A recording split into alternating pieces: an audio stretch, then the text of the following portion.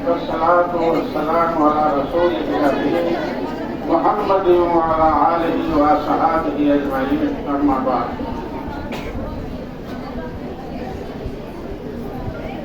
محترمہ احترام مدرسہ شریف الکبریٰ اور عزیز بچیوں، آج 15 اگست ہے، جہاں خوشیاں منانے کے لیے آزادی کا سب اکٹھا ہیں اور خوشیوں کا مظاہرہ کر رہی ہے. ہندوستان ایک ایسا ملک ہے کہ جہاں کئی ہزار ذاتیاں بستی ہیں. ایک سروے کے مطابق قریب 7,000 ذاتیاں ہندوستان میں موجود ہیں اور ان کے الگ الگ تہوار، الگ الگ خوشیوں کے دن، ہر ذاتیاں بڑے بڑے عید کے موقع پر خوشیاں مناتی ہیں. ایک دوسرے کو حتی امکان کو ساتھ بنا دے تو ایک الگ بات ہے، ورنہ سب کے الگ الگ خوشیوں کے دن ہوتے، چاہے مسلمان ہو، غیر مسلمان ہو، سکھ عیسائی ہوں یا اور مختلف ذاتیاں ہوں. لیکن ایک ایسا دن جو خوشی کا دن ہے، وہ ہندوستان کے ہر چھوٹے بڑے اور ہر ذات و برادری کی خوشی کا دن ہے. وہ ہے یہ 15 اگست، کہ جہاں کوئی فرد اس دن خوشی منانے سے باز نہیں رہ سکتا. یہ الگ بات ہے کہ کسی ایسے پروگرام میں وہ شرکت نہ کر سکے ہوں، لیکن ہر ایک کی زبان پر 15 اگست کی خوشی کا دن ہمیشہ لگاتا رہتا ہے. یہ ایسا کیوں ہے؟ اس لیے کہ 15 اگست ایک ایسا دن اور تاریخ ہے کہ جہاں ہندوستان کے سارے ماؤں، بہنوں، بیٹیوں، باپ اور دادا اور بوڑھے نے اپنے محلے میں، اپنے گھروں میں، اپنے سڑکوں پر لوگوں کے خون بہتے ہوئے دیکھا تھا. وہ دن یاد کرو، 15 اگست 1947 کو جب لوگوں نے خوشیاں منائی، یہ آنکھیں دیکھ رہی تھیں کہ ان کے باپ دادا یہ پیڑوں پہ لٹکائے گئے ہیں، پھانسیوں پہ لٹکے ہوئے ہیں، ان کے قتل سے خون بہہ رہا ہے، جیل بھرے ہوئے ہیں، لوگ جیلوں میں سڑ رہے ہیں. لیکن جب یہ پروانہ آیا آزادی کا، ایک بہت بڑے اندوہناک اور غمناک داستان ہے یہ، اس کے تاریخ پڑھنے سے معلوم ہوگا. لیکن جب پروانہ پا گئے کہ ہندوستان کو آزادی دی جا رہی ہے، یہ پروانہ کہاں ملا؟ یہ ایسے موقع پر جہاں انگریز حکمرانوں کی تکلیف اور ان کے ظلم و ستم سے پورا ملک تباہ رہا تھا. بھاگ بھاگ کے لوگ گھروں میں گھس جاتے تھے، مائیں اپنے بچوں کو انگریز کہہ کر کے کراتی تھی. کوئی بچہ روتا تھا تو کہتے تھے بچہ مت رو، انگریز آ رہا. یہ عالم تھا دہشت کا پورے ہندوستانیوں پر. سب کی آنکھیں اسے خون بہتے دیکھ رہی تھی، پھانسیوں پر لٹکتے ہوئے دیکھ رہی تھی. لیکن ان کی ہمت اور بہادری اور قربانیاں ایسے رنگ لائی کہ انگریز اس وقت پوری دنیا پر یہ حکومت قائم کر چکے تھے. نیپال ایک ایسا ملک تھا جس کو غریب سمجھ کر کے وہاں بخشش کر دیا، ورنہ دنیا کا کوئی کونا ایسا باقی نہیں تھا جہاں برطانیہ والے انگریزوں کی حکومت نہیں قائم ہو گئی. ہندوستان میں جب تنگ آ گئے، ہندوستانیوں کی ہمت دیکھیے، ٹرینوں کی لائنیں کاٹ دیتے تھے، بینک لوٹ لیتے تھے، چدہ بنا بنا کر کے ان کے گاڑیوں میں آگ لگا دیتے تھے، تھانوں پر جا کر کے جلغال کر دیتے تھے.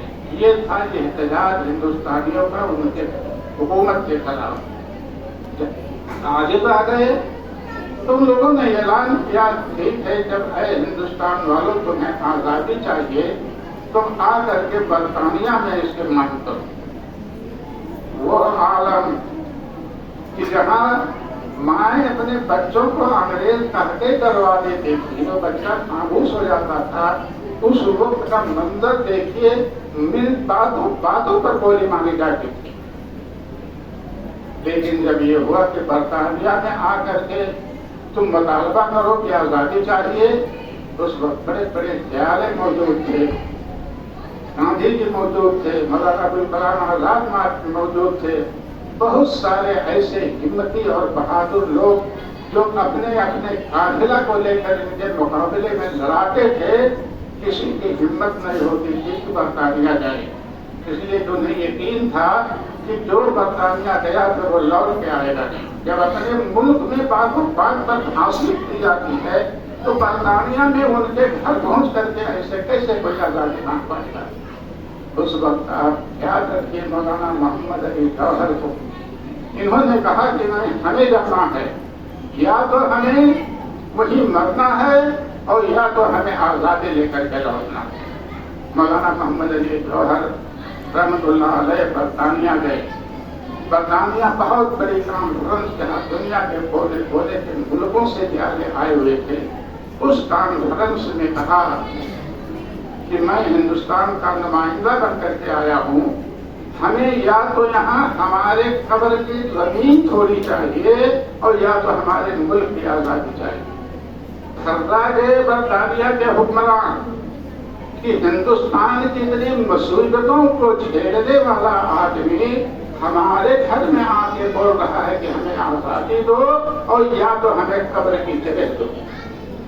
खर्रा गए जब वो मान लिया कि अब हिंदुस्तानियों से लड़ना कोई आसान नहीं है, आजादी का परवाना दे करके मोहम्मद अली जौहर को भेजा। वो आए तो जब हिंदुस्तान में ऐलान हुआ कि हमें परवाना मिल गया हिंदुस्तान की आजादी का, तो मेरे बच्चों वो 15 अगस्त 1947, जहां हमारी आंखें खून बहते देख रही थी, फांसी पे लटकते हुए अपने बाप दादा को देख रहे थे, ये कान सुन रहे थे, किसी का रिश्तेदार फांसी गया, कोई जेल में सड़ रहा है, कोई काला पानी भेजा गया, लेकिन जब आजादी का परवाना आ गया तो उनकी खुशी की हद नहीं रह गई।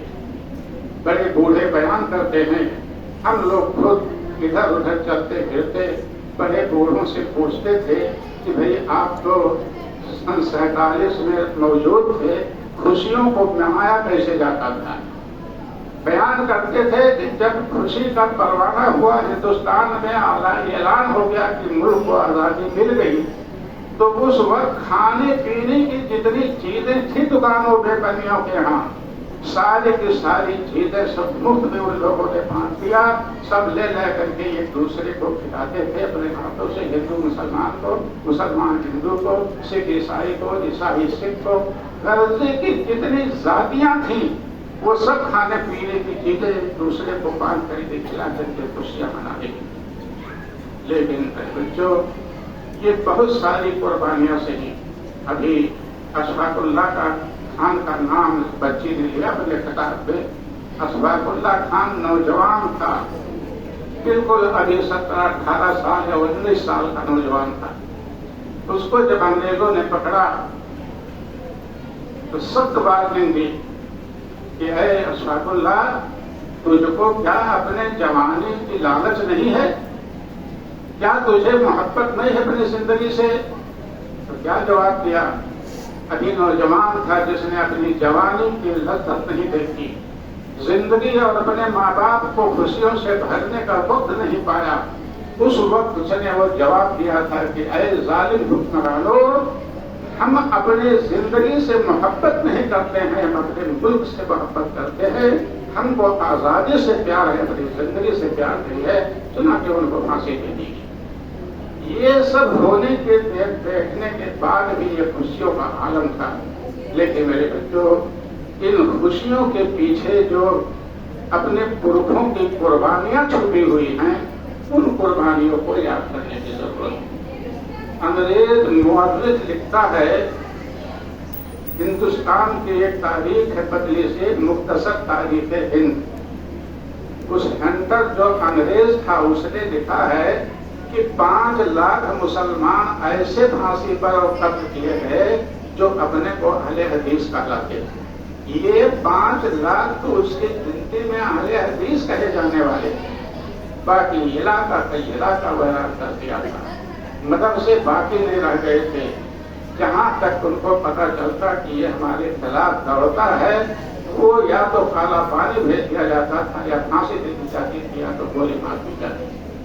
تو ان خوش قربانیوں کے پیچھے جہاں ہمارے لیے ایک پیغام ہے، گویا پھانسی پہ لٹکتے لٹکتے ان جیالوں کو یہ کہنا، ان کے زبان حال سے یہ جملہ نکلتا تھا گویا کہ اب تمہارے حوالے وطن ساتھی، کہ ہم تو جا رہے ہیں، ہم ختم ہو رہے ہیں، لیکن یہ وطن کی عزت و آبرو اور یہاں کی امن و شانتی اور سکون، اے اہل وطن اب تمہارے حوالے۔ اس لیے ہمیں اپنے وطن سے محبت چاہیے، دوسروں کو سکھانے بتانے کی چاہیے۔ بعض لوگ کہتے ہیں اینٹ کا جواب پتھر سے دو، ہر زندگی ہمارے نبی کا طریقہ نہیں ہو سکتا۔ اپنے اخلاق سے، جس کو اپنے فیور میں آپ دوسرے کو محبت سے قریب لانے میں اخلاق مندی سے تم دوسروں پر فتح حاصل کر سکتے ہو، اینٹ کا جواب پتھر سے دینے سے نہیں حاصل ہوگا۔ اس لیے ان کی قربانیاں ہمیں یہ پیغام دے رہی ہیں کہ ہم اپنے ملک سے محبت کریں۔ کوئی ملک پر اگر اس طرح سے ظالمانہ حرکت کرتا ہے تو ہم اپنے تن من دھن سے اس کا مقابلہ کرنے کے لیے ہم تیار رہیں۔ یہ ہمارے بچے، ہمارے نوجوان، ہمارے بڑے یہ عہد کر کے اپنی یہ خوشی منائیں اور خوشیوں میں اپنے لوگوں کو یہ تلقین اور ہدایت۔